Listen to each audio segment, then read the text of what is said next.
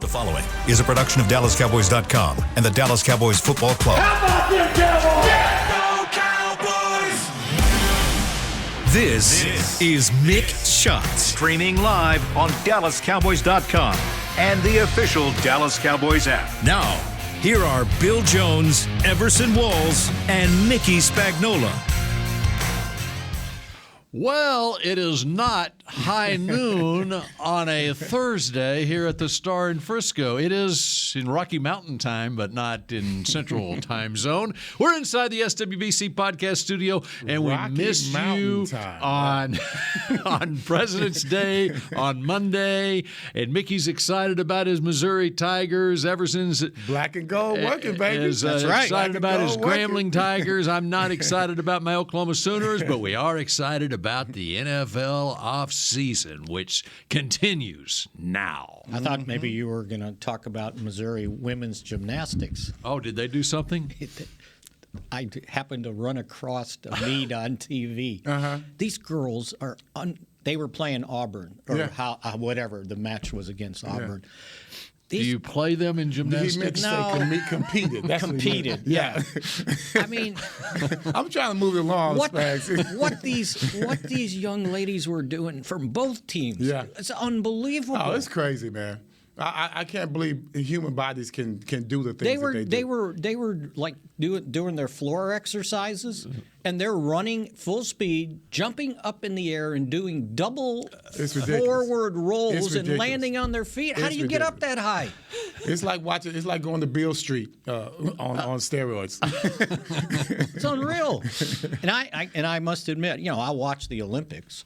But I hadn't watched the college. I mean, I used to cover that stuff. That's where they come from, Spags. They come from college. That was unbelievable. Yeah, they come from the college. And they beat Auburn, too, by the way. All right. So there it is, your gymnastics report for this week. Just to lead off the show. Yeah. Well, it's been a while since we move into things. Yeah. President's Day. Because we hadn't seen each other in a week, man. That's right. I mean, the last time we saw each other, and I don't remember even if Everson was here. I was not here. Monday after the Super Bowl. Right? Was not here. And so at this pace, this offseason's going so fast, it'll be training camp before you know it. We got 2 more shows. Then we'll be talking training camp. Well, I mean, the franchise tag opened this week on Tuesday for 2 weeks, so that's already taken place. Yeah, and pretty soon. No franchise tag has been administered yet. No, not in how many days? 3 days later. I told someone this morning it'll go right up down to the wire. Well, obviously negotiate until they need to make that decision. Until they have to, because they would like to. Whoever they think that they would tag. We'll try to negotiate a long-term deal. You don't want to tag anybody. It costs too much from a cap standpoint. And then you've got, for the Cowboys, several candidates that, you would say, okay, I could tag him. I could Candidate tag number him. 1, Spags, who would that be? Well, to me, I mean, everybody's talking about. You are the company man here, so whatever you say, you heard it from the man. Oh, no, it's my decision. Okay. Right. I would rather not tag Tony Pollard if I don't have to reserve my right of first refusal. And even if I do, I still want to use that time period to sign him to a multiple-year deal. My reservations on him, and I don't know if anybody else has reservations, is if I'm paying him $10 million on a guaranteed franchise tag, he's got to be my number 1 back. He's got to carry the ball 20, 25 times a game. He hadn't done that yet in his career. And does he have to carry the ball 20 to 25 times, touches, or can they be touches? It could be touches, right? With him, I think touches. But he hadn't done that. Yeah. And then the other part of this is who's going to sign him to something when he's limping around trying to recover from surgery? That was always my concern. Right? What if he's not the same guy? And then that puts us in a quandary. So it's hard to do a long-term deal on that. So I guess the safer thing is the franchise tag, but it's still $10 million. And if I give him $10 million, then what am I doing with Zeke? That's my point. There's this assumption all around that he's going to get cut. Okay, fine. Who's replacing his 12 touchdowns? Who's replacing the short yardage things and all the dirty stuff that he does? McGovern. He's a free agent. He's a free agent, too. Oh, damn. We just lost our fullback. All right. Before we move to Zeke. Yes. Okay, on the Pollard one, okay, it takes two to tangle even on a franchise tag too, because there's no guarantee he's going to sign it, and he would wait. So if you were to use it as a placeholder, well, you figured out where he is health wise, where he figures out too. I mean, I don't know what their strategy will be on their end, depending on where he is health-wise. If Cowboys put the tag on him, and will he sign it immediately, or will he let it play out on his end? Well, I'll tell you, if I was his agent, I'd sign it immediately. I think I would too. Well, simply because he's a little bit compromised, correct? Yes. With his health. They don't know. It's just that simple. And he's not coming from a position of strength right now. And the agent has to know what the rest of the league thinks. Right? Like, is anybody else interested in him?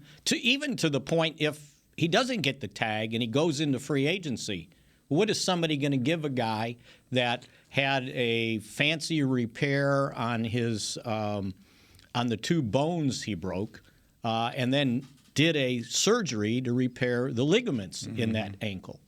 Because if you played it out through the offseason and the free agency starts, whatever, and he hasn't signed that franchise tag. And, of course, this is all just speculation here. And then you even get to the draft. And, okay, then what if the Cowboys drafted a running back? And and so it would, I think, behoove the player to go ahead and sign the tender.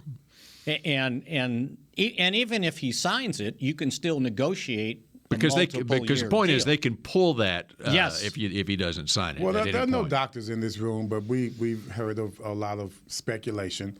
How tough is it to come back from the injuries that he has? I mean, what's the history on that? Is it something that's like a tib-fib? Or are we just talking, something that can be fixed without such rods being put in your, like the iron rods being put in your bones? Yeah, because they did a fancy repair on the two bones. It was called a spiral. Does it have? My thing is, what's the precedence on it? I mean, the surgery on his ankle was significant because it was a ligament. The bones will heal, right? 6 weeks or so. But again, is he the same guy? Right. And speed was his deal. Does he still have it? Yeah. And there's no way to test it.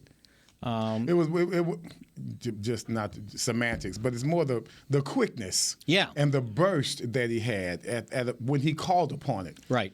Speed is, of course, one thing, but that quickness and that burst through there, it's got to be, you don't want it to be affected, but you wonder how much it's going to be affected by the surgery. And you've got other guys that if you didn't get a deal done, do you use the tag on them instead? Like if you use the tag on Schultz a second time, my next guy, that's $14 million guaranteed. And what's the market value for him out there? Is he going to sign a multiple year deal that equals $14 million a year? That's $45 million over 3 years. I don't know. I don't know if he's the tight end that Kelsey is, or Kittle, or the guys that are making a bunch of money. Based on the new offensive coordinator, does he? Yeah, I like to look at all of these things. Is he tight end friendly in his offense? Well, you got to ask. You're talking about McCarthy because he's basically the offensive coordinator. No, they got. I know they got a name, Brian Schottenheimer. See, I knew you was a good company man. See, McCarthy told you that, didn't he? I hadn't talked to McCarthy in 4 weeks. I'm assuming if he's calling plays, but is he not going to be? Plays. They brought in a new OC. No, he's calling plays. Bill, do you agree with this, sir? That's my understanding. He's calling plays. Why bring in a new It's just OC like- then? it's just Why like- bring in a new OC? We saw those unnecessary coaches we saw on the picture out there. Can we just not have an OC then if he's calling plays? It's a title. Why? Why do you need the title if I'm calling plays? Well, Bill Parcells had an offensive coordinator. He was calling plays, and if you remember what his deal was, if I'm using the players, I'm shopping for the goods, right? If I'm cooking the meal, I would imagine if I'm calling plays, I'm kind of designing the offense. I'm not letting you. I will remember this conversation as the season goes on. All right, we'll see. There you go. I like that. Why did you think Bill Parcells had Mike McCarthy had a headset on and the play sheet in his hand on game day? It looks good. Yeah, right? Like he's in charge. It makes you look, you know. So, I mean, what if he had a clipboard? Then it would make him look more matron. Even better. Plus, who knows? Maybe Kellen Moore wanted out. I mean, he got hired the next day, didn't he? Oh, he knew something. Right? There's no doubt he knew something. Right. And it was called, quote unquote, mutual.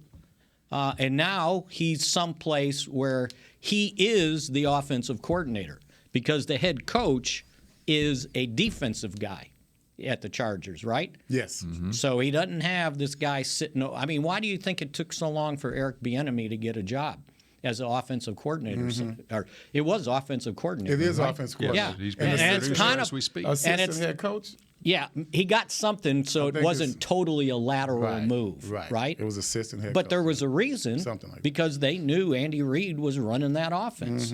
So, yeah, I don't think that, they hire Brian Schottenheimer and he's going to come in and revamp the entire offense. I like the style. He had a pretty good style of offense. Yeah, but they weren't always totally successful. That's because they didn't have good players. But again, How many offenses are totally successful? well, I guess if you win the Super Bowl, you're totally successful. Just one per year. You know what? If you look at some of the stats this offense put up, they were pretty good. Oh, it's no doubt. Except for one game, right?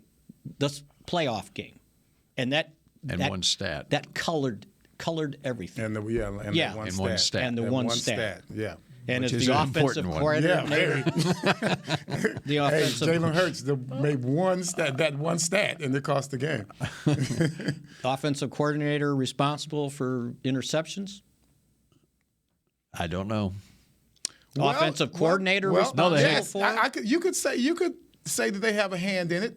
Depends on if you put your quarterback or your offense in certain situations unnecessarily. Yeah, they are part of the problem. And they put him in situations unnecessarily by not having another wide receiver that they could count on. I looked. They had a stat of the number one, the top 10 wide receiver combinations in the league. Very good combination. You know what? Mickey did not sound like a company man just now. No, he's talking a little trash right now. That's because I'm asking the questions here, Bill. That's right. See, I can dig deep down off in there. He just doesn't read enough. That's right. And see, I'm getting information from you. I don't need to read. Right. I have you. No, I mean read what I write. Oh, that's very true. I do not read. See, there's your downfall. You would get educated. Sometimes when I come in here and talk about something, you've already said, I wrote that in my story today. That's right. We're simpatico anyway. So going back to this offense, they were pretty good. They just didn't perform well in a playoff game. Yep. And you know what? The team that won didn't perform that well either. And once again, it's about moments.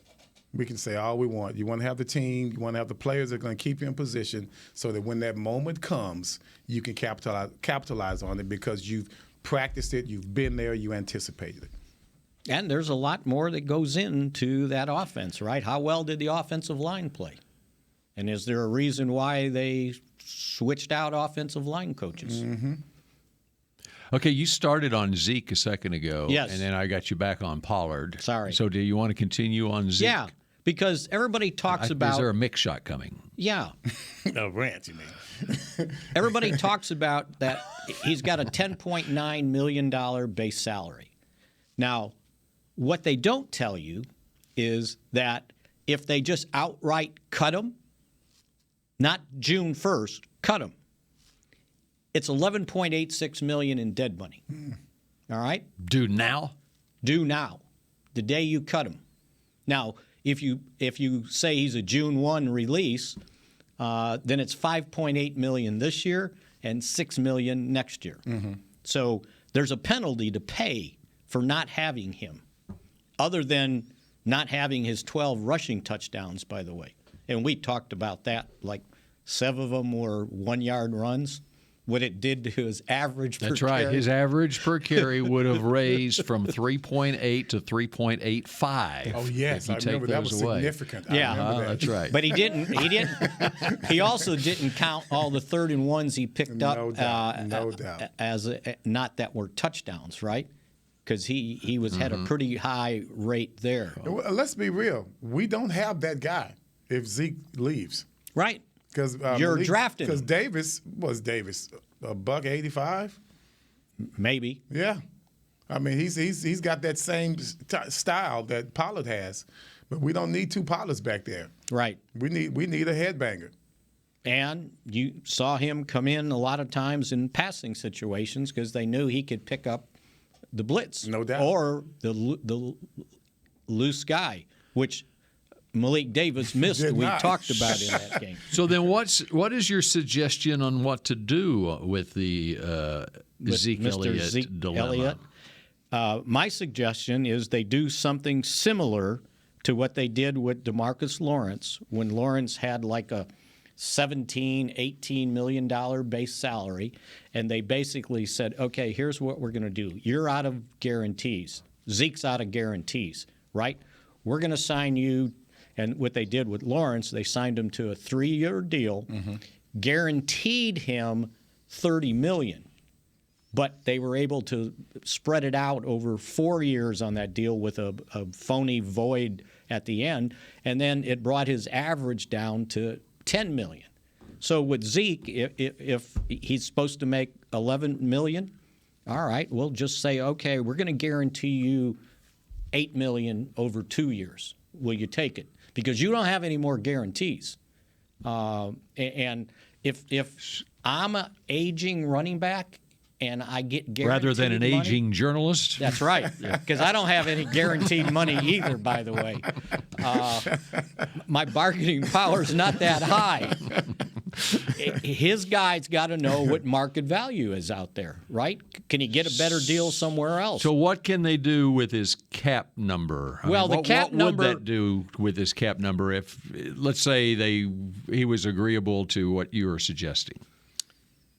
The cap number. Where can you get his cap number to? Is like and keep him. It's like I don't have it exactly. It's like 10.9 plus the 5.8, so it's like 17 million. Right, it's 16.72 million right now, and that's because of restructure bonus and signing bonus. Right, you still got to account for that because you already paid that money, so that doesn't go away. So maybe if you signed him to a guaranteed $4 million deal with incentives that he didn't earn the year before, then you can reduce it to about $9 million. Okay, so and what would he see this year? You said $4 million. Is that well? You would give him a signing bonus, or it would be guaranteed. Right. So either in base salaries over the next couple of years, or you pay him a signing bonus and reduce the base salary to $1.5 million, something like that. So you're looking at how much in his pocket. I think is that what you're. That's what I'm saying. Yeah. Money in my pocket, I think, at that point in his career is more important than the big picture that's not guaranteed. Now, you want to bet on yourself? Okay, go do it. So you then just lowered his cap hit from $16.7 million to around 9. Can I get it to 9 or 10? $9.5 million, let's say. Yeah. So now that leaves you with Pollard. Right. Okay. And what, as far as the franchise tag on the running back? The franchise tag on a running back, or for him, is $10.1 million. Okay. So now you are paying roughly $20 million for your two running backs. It's complicated But if you let Zeke go, and as you said, if you made him a June 1st cut, That's a big hit. He's still 5.8 this year, Right. $6 million next year. and so it's still, let's say, even with a franchise tag on Pollard, that would be 15 or 16 million you're spending on one running back rather than two running Right. backs. Yeah. So it's not easy. And do you just want to let Donovan Wilson walk into free agency? Do you want to let Leighton Vander Esch walk into free agency? Now, the tag on Vander Esch, I looked at for linebackers like $20 million. And they're probably not going to do that. And they don't have them specified inside linebacker versus outside linebacker. I think It just says linebacker. linebacker and edge rushers, I think, is what it comes down to.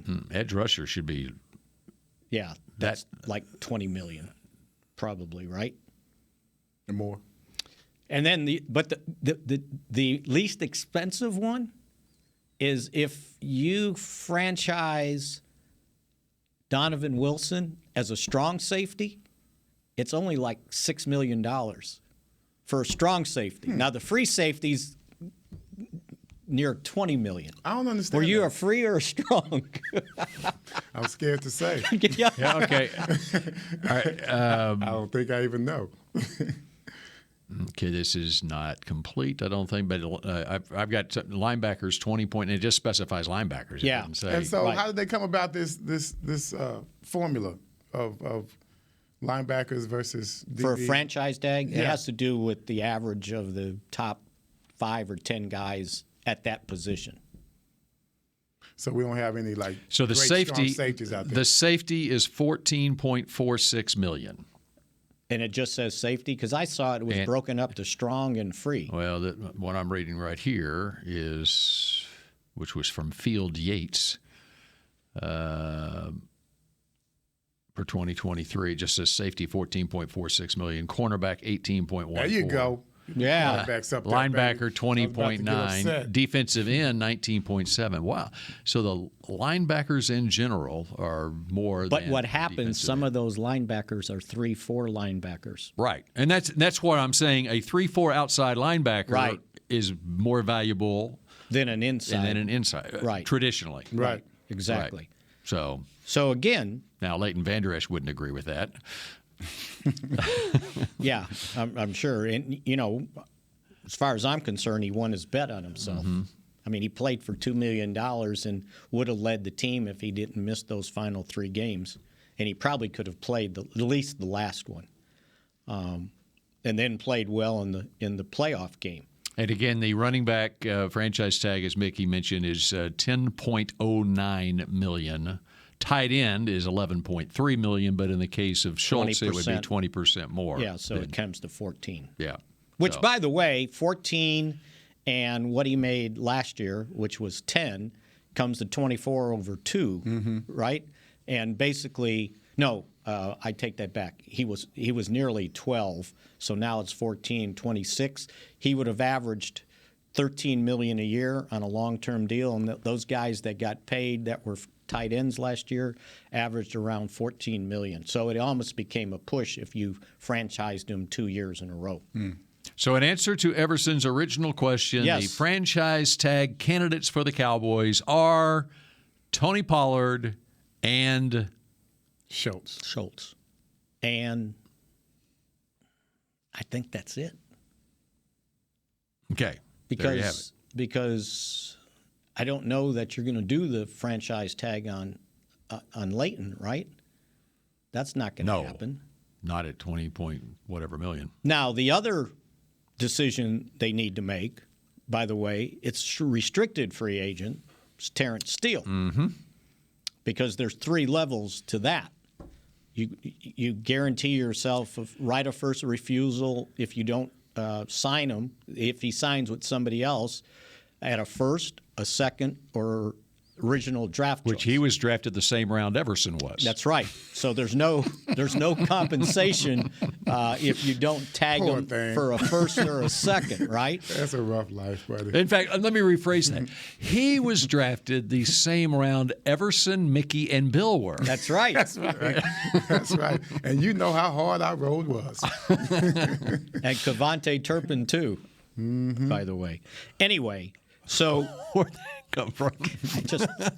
He loves that guy. He's a Pro Bowler. He loves Yeah. Turk. he's ready to be the deep threat wide receiver, by the way. Oh, if there you go. Paid attention He's to been his ready. interview. He's been ready. Yeah. Well, Yeah. it's time to That's why that offensive he's coordinator been isn't ready. saddle That's him why that up. offensive coordinator Not isn't here here anymore. anymore. He wasn't listening to Mick shots to tell him to Saddle him use up. that guy more. You know. He said he's ready to go. He's going to show him what he can do as a wide receiver. All right, Mickey has. He's got More 2 stuff? legal pads full of notes these are that just- we are There's going more? to get to when Mick Shots there's more. continues in a moment. The Medal of Honor is our country's highest military award for valor in combat. More than 40 million individuals have served in the armed forces since the Civil War. Fewer than 4,000 have received the Medal of Honor. The National Medal of Honor Museum will be a place to preserve these legacies and inspire America. It's being built right next door to the Dallas Cowboys in Texas. Help us honor our country's greatest heroes. Learn more and get involved at mohmuseum.org. We paid how much for those lessons? Shh, she's doing great. Oh, yeah, totally. Can you pass me a Pepsi Zero Sugar? Great job, honey! Oh, look at that. That's not the end. No way. Now it's time for the encore. You know what? You're right. 5 times? Not enough times. For everyone who traded in rock concerts for their kids' recitals, you've compromised enough. Pepsi Zero Sugar. That's what I like. Nobody protects you from mayhem like Allstate. You hear that? I'm a torrential downpour. Torrential? What's that even mean? It means you can't see out of your windshield. And if you have the wrong car insurance, you might have to make it rain to fix your bumper. So switch to Allstate, save money, and be better protected from mayhem, like me. Based on coverage and limits selected. Subject to terms, conditions, and availability. In most states, prices vary based on how you buy. Allstate Bar and Casualty Insurance Company and affiliates, Northbrook, Illinois. What do you call a group of grown men and women with their faces painted silver and blue who get together every week to share a 3-hour-long ritual of jumping, singing, and toasting Miller Lite in 10-gallon hats while yelling, "How about them Cowboys?" You call it Miller Time in Dallas. Here's to the Cowboys. Here's to the original light beer. It's Miller Time. Celebrate responsibly. 2021 Miller Brewing Company, Fort Worth, Texas. Back to Mick Shots. Cape Post Roofing and Waterproofing, proud partner of the Dallas Cowboys. From corporate homes to your home. Have your roof checked by choice, not by chance. Call now, 214-225-4860, and that's capepostcompany.com. And the way it rained the other day or two, that probably checked your roof just fine. Yesterday morning, Yes. it rained. And it was like 86, 87 degrees here the last couple of days, and all of a sudden it got cold again today. Those women hate that bad weather. And here I was that thinking it humid was- weather this time of year. Women hate that. I was going to be warm. I wore my quarter, half sleeves, and it's not going to warm up. It is not going to warm up. And by the way, that rain hit at 4:15 in the morning because I heard it. It woke me up. That's how hard it was raining. I liked it. It helps me go to sleep. All right. We had football last weekend, and we got a big matchup coming up on Sunday. That's when Bob Stoops' Arlington Renegades head down to Houston to take on Wade Phillips' Yeah, how Houston about that? School Roughnecks. stuff. XFL on Sunday, I believe, is that game. You watch any last weekend? I did, I must admit. I saw highlights. I watched parts of the game. I didn't watch. Still got problems with the offensive tackles in that league? I watched a majority A lot of defensive touchdowns. of it the seemed like. Arlington game, which they won because they had 2 defensive touchdowns. 2 pick sixes, right? and then a big, on the 2-point conversion attempt to end the game, a big 6'7", 364-pound T.J. Barnes sacked, who were they playing? The Vegas Vipers quarterback. Vipers. Uh-huh. Boy, until the possession that Arlington had to go down and win the game with a field goal. Is it A.J. McCarron? A.J. McCarron. He wasn't in that game. He was. But. Was it? That wasn't his game? No. See, I watched too many. I watched too many. St. Louis. That's right. That game. That's the one I was talking about. Battle Hawks, I think. That was the one. He was getting just blasted. He could not set up in the pocket. Finally, on that last drive, they blocked him just enough where he could throw the ball so they could drive down and score. The offensive lines are just terrible. Was his girlfriend in the stands? Maybe it's his wife now. I don't know. Yeah, I don't know. Yeah. Or maybe since he's Brett not. Musburger liked. No, or might have traded her in. She might have traded him in since he wasn't in the NFL. Yeah, that's right. But anyway, it was cringe. It was a little cringy watching Danucci trying to pull. Ben DiNucci playing for Seattle, I think. He had a nice little flip for a touchdown. That's what I heard. It was kind of one of those push passes. Other than that, it was tough. Tough to watch. Did it look like the Washington game? It did. Mm-hmm. Yeah, it did. No, there was something in those games I liked, and I forgot I was going to tell you guys. Kickoff? That's weird. I felt like we were back playing flag football or something, and intramurals where everybody's watching where the ball is. Oh, he caught it. Okay, now we can go. They can't take off. Yeah. Like the runner cannot leave the base, and it's like a sack fly in baseball. That was strange. I liked how they handled the replays. Mm-hmm. We heard the discussion, right? And transparency. Yeah, and a lot of immediate decisions, not having to challenge things. I finally got to see the if you wanted to onside kick or take the 1st and 15 from the 25. I saw that happen, and they converted. Was that the St. Louis? I think it was. I don't know. I think it was the St. Louis game. They couldn't hold my interest too long. I'm sorry. Yeah, you got me on the this same one. way. By the way, we have some breaking news from the Producer Supreme's booth. Okay. Is Producer Supreme going to break the news? Or Yes, sir, please. You got the breaking news. Okay. By the way, it's Catherine Webb McCarron. That's his wife now. Yes, Miss Alabama. So they got married. They did get married. Okay. Nick. All right. Much to the chagrin of Brent Musburger. That was in the BCS National Championship game, if anybody wants to wiki that. That's right. Yeah. Okay, so what's on your legal pad, Mickey? I'm sure there's no XFL notes on there. No, but I just wanted to point out that Wade Phillips, Houston Roughnecks are taking on Bob Stoops, Arlington Renegades on Sunday. I was trying to I had written this down. It's not on these pads. Something I liked about the XFL. But that was a week ago, right? Or was that? No, that was this past Sunday. Yeah. Was it the extra points, Mick?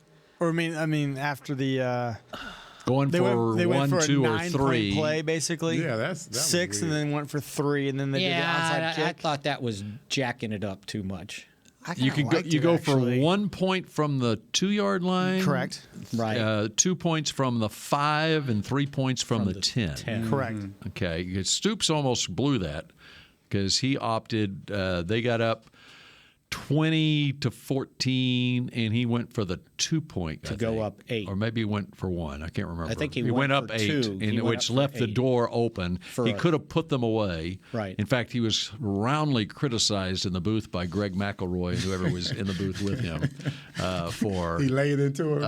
like you need to go ahead and put this game away. But Big Game Bob decided to trust his defense. Yeah, but if you don't make it, then that's right. Yeah. A touchdown in a. It was a 7. It must have been a 7-point lead, and he went for 1 to give it an 8-point lead. Because it was a 6-point lead if he missed it, I thought. Okay, well maybe so. I don't know. Anyway, yeah, that was. San Antonio lost their game. There were a minute and a half left. They were down. They were up by 13 and lost. Unbelievable. There's always a way to come back in that league. You like the non-onside kick and it's 4th and 15, Mick? Yeah, that you know what that came up in the NFL, and they decided not to even do a trial at it. No, I don't like that. It's like it's too jacking up the integrity of the game. You just can't keep messing around with things like that. Do you like the kickoffs, Mick? How about that? No, I already said I didn't like You the like those? kickoffs. No. I kind of like the kickoffs. You don't like that? They line up for the kickoff like normal, but the kicker kicks it like. They don't line up normally. Well, they line up. Everybody lines up on the line where the front guys are. Yeah. So all 10 of them are up there. Yeah. They're only like what, Chris? 10, 5 yards apart. 5 yards, 10 yards apart, something like that. It's like on the 30-yard line, I believe. And then the guy kicks it, and when the returner catches it, then everybody can take off and block. Takes off. Yeah. I got you. And if you kick it short, it's a penalty. So it's like a 15-yard penalty from the spot of the foul. So it has to go at least to the past the 20-yard line. They just did that. They just started that this year. Yeah, correct? In the XFL. Yes, in the XFL. They just started that this year, right? Because I was just wondering if we got Turpin, is that why he'd be so good? Because well, it makes them return it. So I don't know what they did in USFL. They can't kick it in the end zone. I don't think they have to kick it between the 20. Yeah, you can't. There's no touchback. There's no touchbacks. You'd probably get penalized for that. Yeah. So. Okay, next up on your legal pad. We never got finished with Steele. Yes, Terrence Steele. What would you tag him with? The right of first refusal. If you didn't take it, then you get a first or a second, or you continue to try to a long-term deal. You have the numbers on the $6 million, $4 million. I think it's either. So if it's a first-round tender, 1 yard, first round, 1 year, yeah. First-round tender is $6 million. Right. As a restricted. Well, you have to tender him with the first round. Don't you think? Yes. Would you agree, Everson Walls? I would. Yes. Now, a lot of times what the Cowboys have done, and that's $6 million is nothing. They tender for a tackle and a guy that's going to start for you, right? Again, and that's another one where you got to know market value, because a lot of times to reduce that salary cap hit, because it's a 1 year guaranteed, that you sign them to a 2 year deal, give them some signing bonus up front, and then say I'll sign you 2 years, $8 million, or not 8, $12 million, say double it, and then pay him a signing bonus. $12 million a year? No, total. Oh, he ain't taking that. 2 years for 2 years for 12? No, there's no way. Well, if you're getting 1 for 6, that's doubling it. You go out, you're a restricted free agent. You go out and. But he's restricted. That's right. And another team can come back with an offer, and all they got to do, they got to give up first-round draft pick. Mm-hmm. You going to do it on a guy? Teams that are giving up first-round draft picks on a guy coming off a torn ACL that's not going to be ready until September. With him, I mean. See, it's not an easy decision. It's an easy decision to reject 2 years, $12 million if I'm Terrence Steele. Okay. See, he's got a little Gilbrand in him. That's what he is. He's got a little Gilbrand in him. You kick him while they're down. You know what I mean? He's hurt. Yeah, let's just wring all of it. We can get. You got to look at it like it's your money. That's no doubt. That's how he looked at it. That's exactly how he looked at it. And the Cowboys have to look at it as it's not Jerry's money; it's the team money under the salary cap. Yeah, but you still got to treat your player right. You know. Well, as right as you can. Mm-hmm. As right as you want to. That's what it is. No, as right as I can afford. So yeah, that's another complicated decision, because he didn't have. I mean, 9 months removed from his ACL would be like August, September, right? And you want him to be ready to go. You want him to be ready, because when he's ready, though, he's a good one when he's ready. Because that might. And that's why you don't want to piss him off. You know, you don't want to just disrespect him with 2 years, 12. Yeah, but what if I gave you 8 or 10 of it? When? Up front? Up front? As a signing bonus. Okay. That's what I'm saying. Okay. If you can do that, then let's talk on the other end as well. I'll give you 8. You would make 6, but you had to work for it week by week. There you go. I give you 8 right from the start. You give me 8, but I'm only going to make 4 next year? That's what he's saying. Well, you're only going to make 4 over two base salaries, yeah. But you're guaranteed 8. All right, but I'll play for six. He really makes that sound I'll play like for it. 6. Okay. I'll play All for right. 6, and I'll take my chances on a 3-year, $54 million contract next year. And I'm 18 going to million have a an year. attitude. Mm-hmm. Yeah, I'm going to be thinking. I'm going to remember this year. I'm going to remember. And then I will bring out. So Everson, would you? Okay, we'll play that out. No, let's hold on 1 second. Don't ask me because you know what I would What do. if I get hurt Okay. You already got hurt. If you got hurt. again? Okay. And now you're a free agent. I can't go on that. Any player can get hurt anytime. So don't give me that. I'm not going with that. So you wouldn't take guaranteed money to bet on yourself. So what about next year? Let's say. I would bring out the example of Dak Prescott got very lucky. So what are the Cowboys going to offer next year? Let's say he accepts a first-round tender at $6 million this year, and now he's an unrestricted free agent next year. So what are the Cowboys' options next year on Terrence Steele? And the franchise tag is offensive tackle. It's got to be. It's up there. 15 to 20 million, right? It's up there. I just had it, so I might as well go look it up. Hit that back. It's got to be. See, you guys act like there's just an unlimited amount of money to spend. No, you act like you are Gil Brand. No, I'm starting not to like you no more, man. You can see it. Offensive line. Why aren't tackles specified over? I'm offensive sure line is Surely should be $18.2 million. So, okay, Mickey, here is my starting point. Okay. And this is exactly when you said 2 years, $12 million. I said $12 million a year, and you said no. That's for the 2 years. Yeah. Because my idea was no. I will consider 2 years, $12 million per year, which is 2 years, $24 million. Okay. Because if I just sit here and play for your first-round tender this year, $6 million, and then you tag me next year, it's $18.2 million. I've got 2 years, $24 million sitting here right now. Mm-hmm. You want me to sign? He said you think. You want me to sign? Yours for is not 2 guaranteed. years, $12 million. Yours is not guaranteed. In my mind, it is. I'm guaranteed. In my mind. So then you're going to pay Pollard, and he could get hurt again. On a one-year deal? I mean, you want to pay him. You want to pay him. But that's why if I'm the player, I don't want a one-year deal. I didn't say 1 year deal. You want to pay Tony Pollard. You want to get him on your team. You want to sign him to that deal. You want to sign him to the real deal, not some franchise tag. You want to sign him to a long-term deal. If the market value allows me to do that, yes. But he could get hurt again. That's the that's the chance I'm taking. And I know. But I got to take it at a reasonable amount of money. So you don't think that Terrence Steele is worth more money because he might get hurt again? No.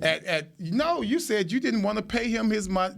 You didn't want to pay him what he really deserves because he's coming off an injury and he might get hurt again. No, I thought that's what I just heard you say. You confuse that with the one-year deals. I was not saying that I wouldn't pay him on a multiple-year deal. I will pay him a multiple-year deal. 2 years.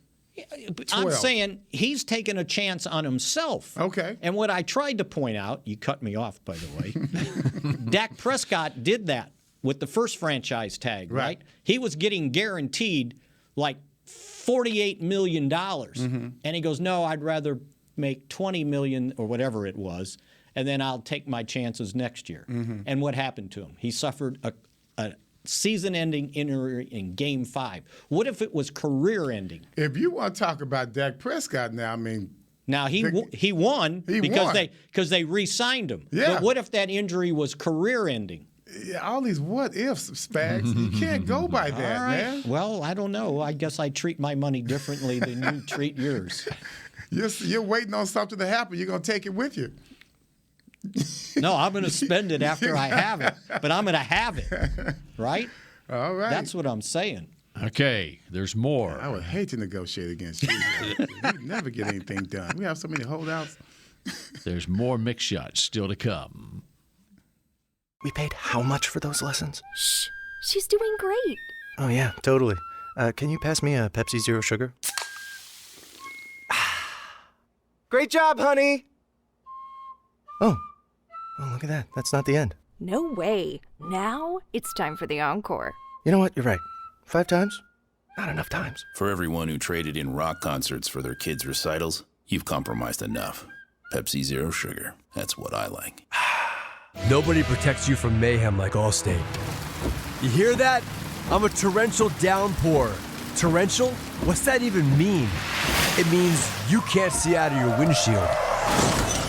And if you have the wrong car insurance, you might have to make it rain to fix your bumper.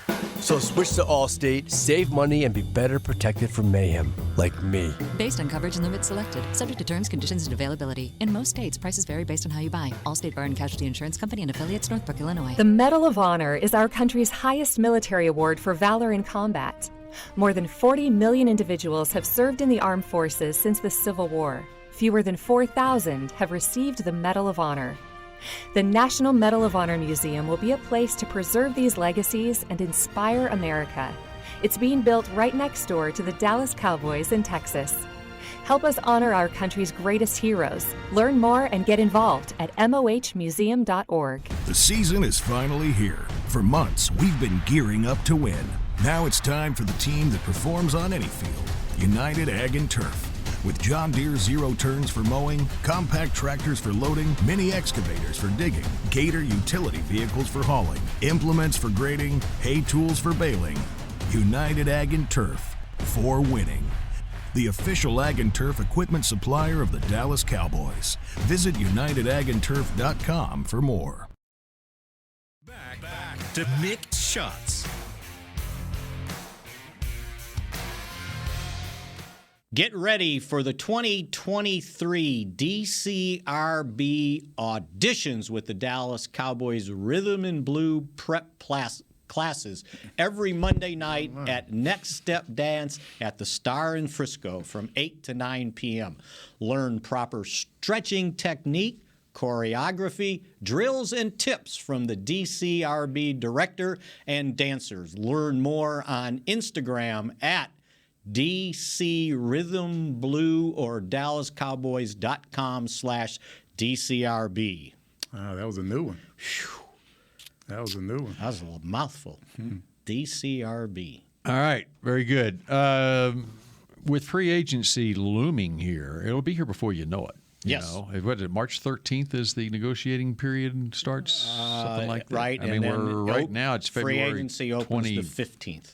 Okay, we're February 23rd today. So, I mean, we're 2 weeks away, basically. Right. So, let's give a little overview of those Cowboys free agents. And I got another one that's complicated. All right. Anthony Brown. There you go. He's at the top of the defensive free agents. Coming off a torn Achilles, which is difficult for a cornerback. That's a tough one. Right? Yeah, it is. We saw what it was like without him. His age, how old is he? 27? 29, maybe? I think that's... Yeah, there you go. He came in the league in 2016, so he's still going into his 8th year. So he's 30. Can you believe that? So how do you... I mean, what's he looking for? Because he's probably... With my history with torn Achilles, he's probably not ready for the start of training camp, I'm thinking. I agree. Well, not ready for the season. Not ready for the start of the season. And what kind of He will turn 30 December 15th. He's 29 right now. Boy, those years went by fast. So what's his market value out there with another team? Torn Achilles. I mean, we saw what happened with Malik Hooker, right? Cowboys got him basically for a song and a dance on a one-year deal. I'm thinking, unless he finds, a multi-year deal somewhere, to continue your rehab here, I think would be valuable, right?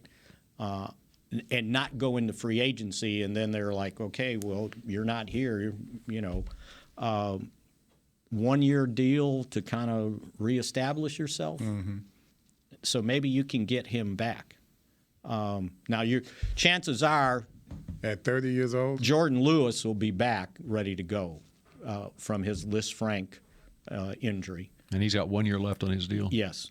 You like Bland, but after that, What do you got? The Cowboys played 2 cornerbacks against the 49ers in the playoff game.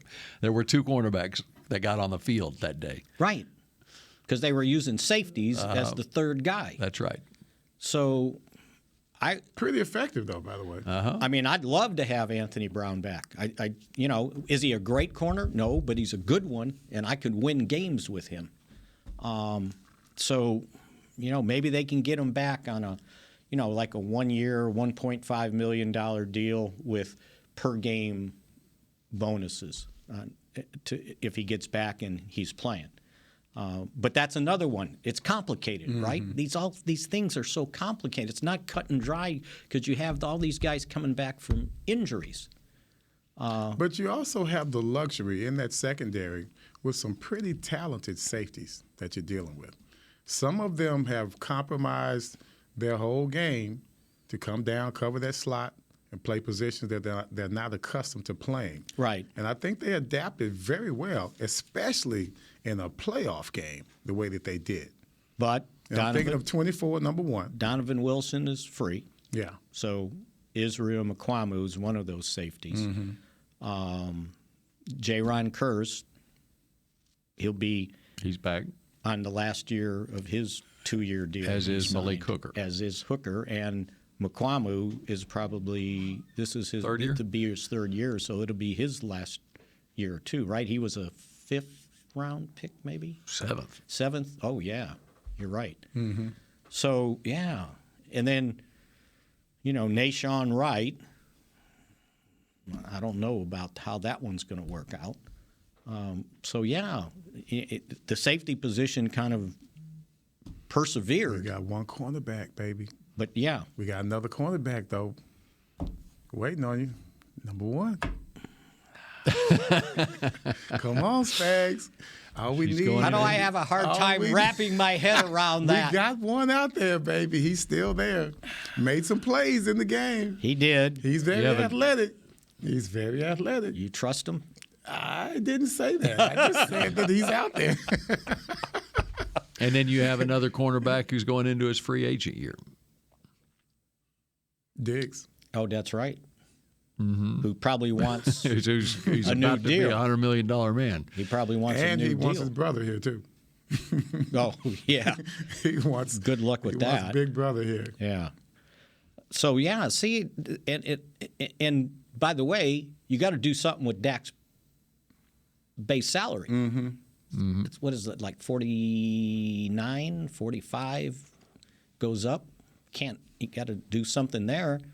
And this is his 3rd year on that new deal. So that means 1 more. 3rd out of 4, yeah. Out of 4. That's why they wanted a 5. And they kind of gave in. See, Gil wouldn't have gave in. And what are you going to do as your backup quarterback?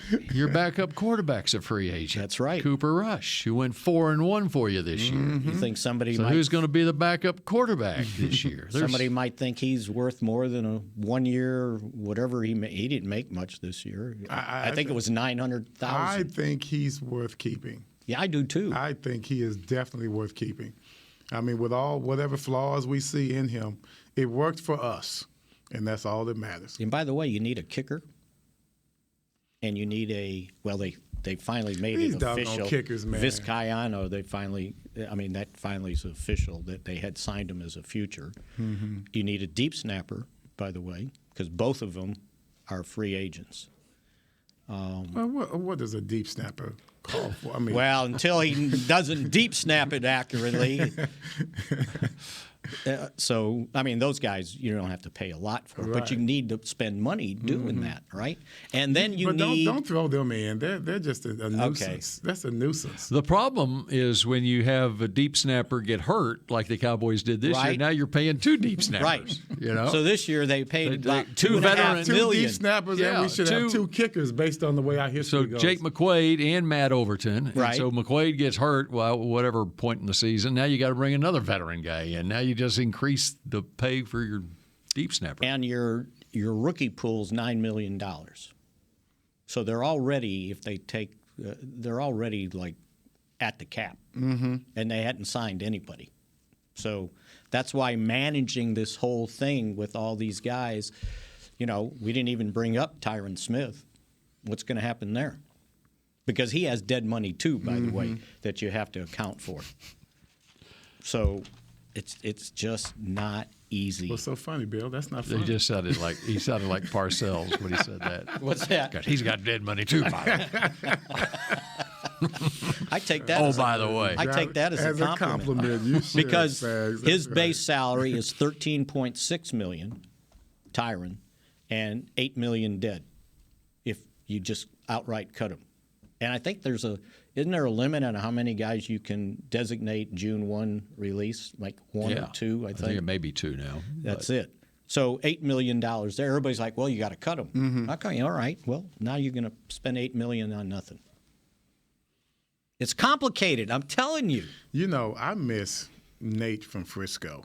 Yeah, I really do. He always has great insight on these things, but not when it comes to the salary cap. But he can tell you, he can. He just wants to spend. He can invoke all types of, So by the grand advice. I see Dak's cap hit is $49 million. His base salary goes to $31, and it's all guaranteed. So, and if anybody wants to cut him, by the way, which people were ready to get rid of him because 15 interceptions. Bring in Aaron Rodgers. He has $89 million in dead money. Damn. By the way, in my big green notebook, I'm looking at a FAMU linebacker. And the combine's next week, by the way. The HBCU one? Or the regular one? The regular combine. But no, the HBCU one, is it this week? It was already? Or is it this week? It's this weekend. This weekend. This weekend, yes. They're HBCU. Because they're down there now. So they're working out now. They're working out now. Okay. Yeah. All right. I heard an interview with Isaiah Land out of Florida A&M, and I love this guy. And Another he is a family linebacker, 2021 Buck Buchanan Award winner. And he's a linebacker / edge rusher type. He's a Micah Parsons type. Which, by the way, did you catch any of Micah's interview Friday night on Ticket Stock? The question was, what do you consider yourself, a linebacker, a defensive end, or a hybrid player? And he paused and he goes, I consider myself Mr. Football. No, of course he's going to say that. Of course he's going to say that. Oh, you got to love the kid. So before we go. And I got another one. Marquise Bell. What's up with him? I think all kind of potential, but they liked him. They had him. That sounds like past tense. They had him in some backup roles. I saw him get on the field, didn't I? A couple snaps. Kind of playing that hybrid safety position that Kurse did. Yeah. I think that they think he has something. We'll see. They still think he has. Yeah, they always like him. They like him. They still like him. Yeah, I think so. And then, because his auntie's going to be calling me pretty soon. To see what's up. Oh, that's right. That's right. And then Everson will appreciate this one. And this is my public service announcement. On NFL.com, they did a 15-minute documentary on the Titanic clash between Elkhorn State and Mississippi Valley State in 1984 that pitted one Jerry Rice against Isaac Holt. Isaac Holt. And they were the two main guys they interviewed for the piece. Yes. And it is really good. Really? I mean, really good. The unfortunate thing is it was 1984, so the video's kind of cloudy. Of course. It's not kind of grainy. But those two guys, they got them together, interviewed them. They actually went to Levi Stadium and interviewed both of them going back and forth. And Rice was talking about how Ike held him the whole game. And Ike was saying, I only held you once, right? And they actually had to play it. He almost pulled his jersey off, right? And there was no flag. But the cool thing about it, and so that game was took place 2 months after I left the paper in Jackson to come here. And I had dealt with both of those head coaches, Marino Cassim at Elkhorn State and I'm going to forget his name, the Mississippi Valley State coach. That was oh my God, Gunslinger. The Gunslinger. Yeah. So the name of Gunslinger Cooley, right? Right, Archie Cooley. Archie Cooley. Yeah. So the name of the documentary is Gunslinger versus or Godfather versus Gunslinger. Yes. And that game was supposed to be played in Itta-Bena, Mississippi, which probably had enough room for I played there. 3,000 maybe. No, not 300. even 300. Trust me, it's small. They decided High school that small. this game was so big. Both teams were undefeated in the SWAC, and they moved the game to Memorial Coliseum or Stadium in Jackson, 65,000, right? And my buddy got interviewed from it. I worked with him at the paper. First of all, Grambling owns that stadium. Right. Okay. You win all the time there. Yes, sir. Thank you very much. And they moved it there. And my first interception was in that stadium. It was a sellout, right? Of course. It was standing room only. So they said 65, but there was more than that. And it showed on statewide television, right? And that's unusual for 84. That's very unusual right? for 1984 to get that kind of coverage. Right. Yeah. And Elkhorn ended up winning. They beat Jerry Weiss. Willie Totten was the quarterback. Willie Totten. Yeah. Satellite, they call it. Yeah. And so it's well worth just seeing Rice and Holt go back and forth. And Black College Hall of Famers, Satellite Titan. Ike was one of my favorite guys here. No doubt. That's good stuff. So anyway, watch it. It's 15 minutes. And then they had Where another. can we find it? And it was on NFL.com. It was part of their Black History Month celebration. Before February. And it's probably going to be, So we got better hurry up. We got a couple of weeks. Running out of time. 5 days left. I'm sorry. 5 days left. They also had a little nugget, and I guess this probably was well known, but it was on Bob Hayes. Bob Hayes being the only player to have won an Olympic gold medal and a Super Bowl title. Yeah, definitely know that. It was pretty good That's stuff. why it was such a shame that it took so long to get him into the Cowboys Ring of Honor. So one last thing on that game. The year before, they had called it the Showdown, right? And it was the Gunslinger against Marino Cassim, who passed away, I think, a couple of years ago. Yeah, he did. But we took a picture of them, and they were facing each other. They had their big 10-gallon hats on or whatever, and they each had a pistol, and they were like blowing the smoke out of it. I said, only Elkhorn, Mississippi Valley State, right?